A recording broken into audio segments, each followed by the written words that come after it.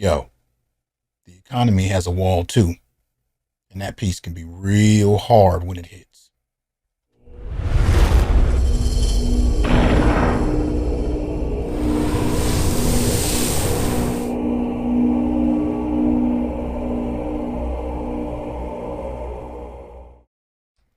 What up?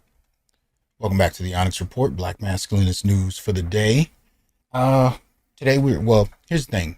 I'm starting to do some short pre-recordeds alongside my nightly lives. So hopefully you'll support. But anyway, we're going to review a piece that you can find on blacksportsonline.com. All the links to anything I'm going to show today I'll put in the description box.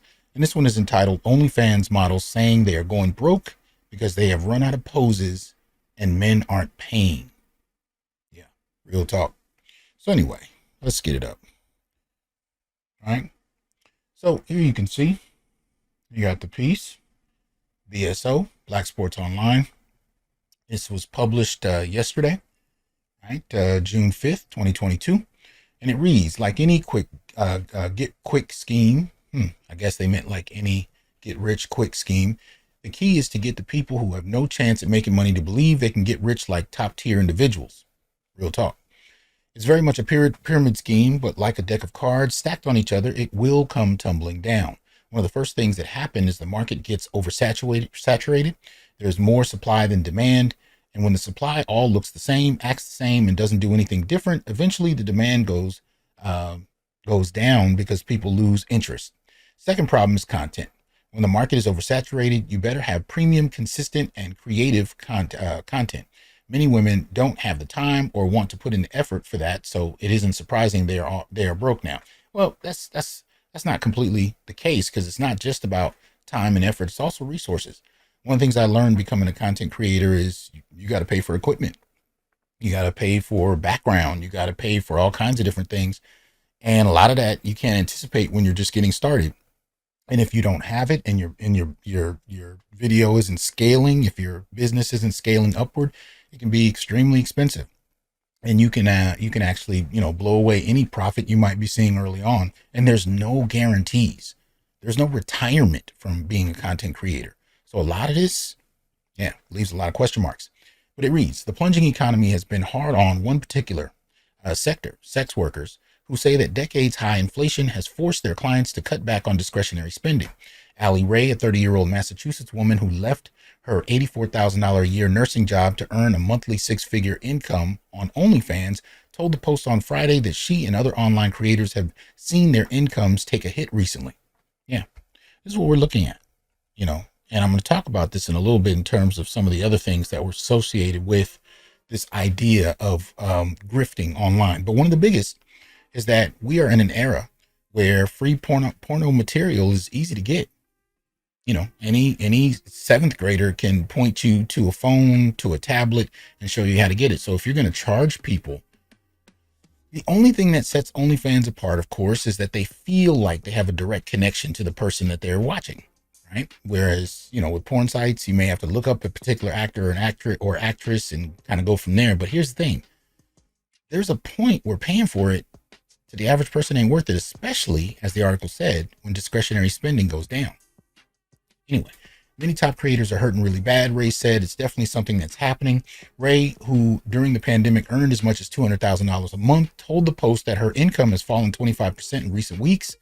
Other OnlyFans performers have seen their incomes drop by as much as 50%. My traffic has been down a lot, she said. I'm working harder than I ever have been.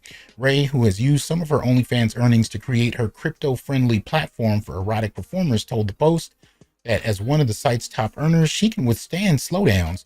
For those at the bottom, however, they may have to find new lines of work. Yep. She said, the article reads, I hope they saved their money when things were booming. Don't be mad, UPS is hiring. That line would probably be changed to Amazon in 2022. And then it goes on with a couple of videos you can watch at your own discretion as far as this. But here's the thing. So as we're looking at all of this, a lot of what this has come down to is what, especially in the Black community, we've been arguing over for some decades now. Since the 60s and 70s, one of the things we've noticed that really served as the underground or at least the foundation for gendered, rifts in the community has been that if you were a poor black woman, you could get resources, right? Welfare oriented resources. If you were middle class, you could go to school and eventually get white collar jobs, right? The dependence on men, particularly in a poor community, became less and less, especially in the 80s when that became celebrated. And you had this cultural kind of explosion and excitement about women's independence. And of course, the middle finger to many men. In the last 5 years or so, I'd say men have been rallying back by pointing out that even though you have these institutions in place, they tend to falter. Now, granted, the average individual black man can't really compete with the U.S. government or a college degree and white collar employment in the same way, but there are many men who can. And the reality is, when those resources from institutions begin to waver, the lack of a husband becomes paramount, becomes clear. And this is one of the things that we've been pointing out since the pandemic began. And this all culminated with Kevin Samuels, who articulated this well, that at the end of the day, you can't replace a man. You can try. But here's the thing. Men also serve in other capacities. It's not just income, but that's a major one. To reach the end of life with a partner where you can collaborate together and support one another, most particularly in ways men are traditionally associated with supporting women. A lot of those kinds of ideas were perceived as passé and treated as if they didn't matter. But what you started to find is when the pandemic hit and things got difficult, women began to try and negotiate with men more and more. And when OnlyFans made itself apparent, it became clear that there were many women that jumped back into that pot because it meant they didn't have to rely on a man. At least that's what we thought. Now, over a year and a half ago, we did a video on the fact that OnlyFans was, negotiating a major deal. And part of that deal was that they had to drop a lot of this kind of content. And so we talked about this, the kind of instability, the kind of instability that went along with this kind of labor. But it was able to carry on. It limped along for another year and a half. But here's the problem.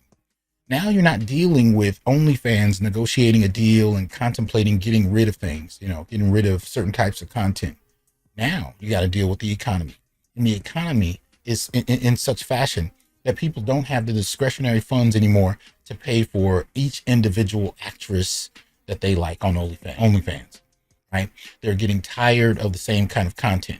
They're getting tired of spending money they don't have. And so they're starting to withdraw. So these are the kind of market things I'm talking about. And this is why I started by saying the economy has a wall too, and it hits hard. It's not just nature that has a wall, right?